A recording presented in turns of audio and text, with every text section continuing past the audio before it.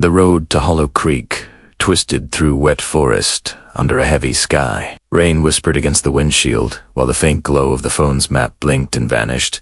Signal lost. The pizza on the seat filled the car with the ordinary smell of cheese and dough, a small comfort against the silence. The address on the receipt still read, Hollow Creek Road, House 19, total $6.66. He smiled uneasily. It was supposed to be a short run before closing, yet the asphalt narrowed to gravel and the woods seemed to lean closer until the headlights caught a single house waiting in the fog. He parked and stepped out, his shoes sinking into mud. The porch light trembled, throwing weak gold across the doorway. The house looked empty but awake, its windows pale and watchful. He called out once, his breath rising white in the cold air. The door gave way at the lightest touch and opened to a corridor stretching far too long for a building this small. Wallpaper peeled in curls. A single trail of footprints led inward. He told himself to leave, but the wind behind him pushed, and he stepped inside. The living room flickered with the glow of a television showing only static. Photographs lay scattered on a table. Families smiling, faces rubbed out, 2 gray smudges. A voice from the kitchen said, "You're late."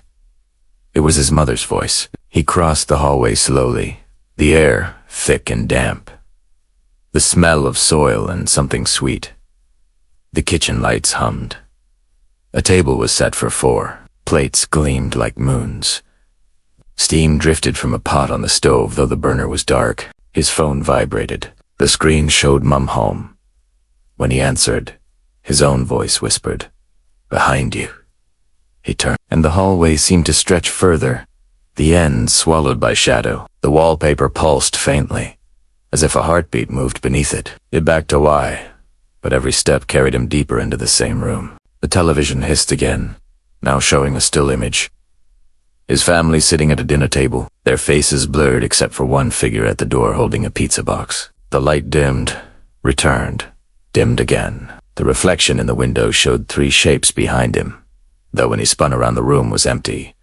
He ran for the front door. The wood was warm, pulsing softly under his palm. Outside, fog rolled across the porch. 3 silhouettes waited just beyond the light. He whispered, "Please."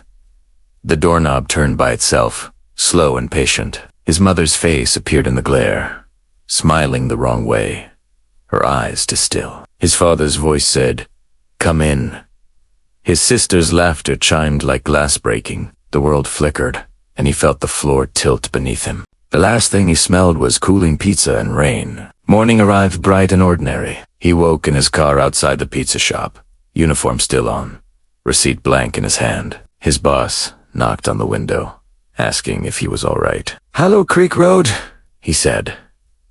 The boss frowned. That place burned down 10 years ago. He checked his phone. One new photo showed him standing on a porch, pizza box in hand, 3 smiling figures behind him. The faces were out of focus, but the uniforms matched. He looked closer and saw his own namatog on the figure farthest back. That night, his phone buzzed again. A new delivery request. Same, total, different address. Every time he checked, the map led back to the same road, the same fog, the same waiting light. He tried ignoring it, turning off the phone, even quitting the job, but the texts kept coming. "Delivery pending, total $6.66. He told himself not to go. But one evening, he looked up from the screen and realized the car was already running, headlights cutting through mist. The address on the receipt was his own house. The engine idled as he stared at the porch light glowing faintly through the fog. Somewhere inside, a figure moved past the window. He stepped out, carrying the pizza. The air was colder than it should have been. His phone rang once, showing his own number. He answered, and a voice said softly, "You're late." He reached the door, knocked once, twice, and felt warmth pulse through the handle like a heartbeat. From inside came footsteps, slow and deliberate. The porch light flickered. When the door began to open, he smiled without meaning to. The night folded inward, and the sound of rain became distant, like static from a television left on in an empty room. Far away, another driver looked at his delivery receipt and frowned. Same total, same address. The road ahead dissolved into fog. He drove on. If your doorbell rings tonight and the porch light flickers twice before you open it, let it ring. Sometimes the delivery isn't for you, it's from you. And if you feel brave enough to keep the lights on, there's another story waiting. One that begins with a single knock and ends when you stop answering.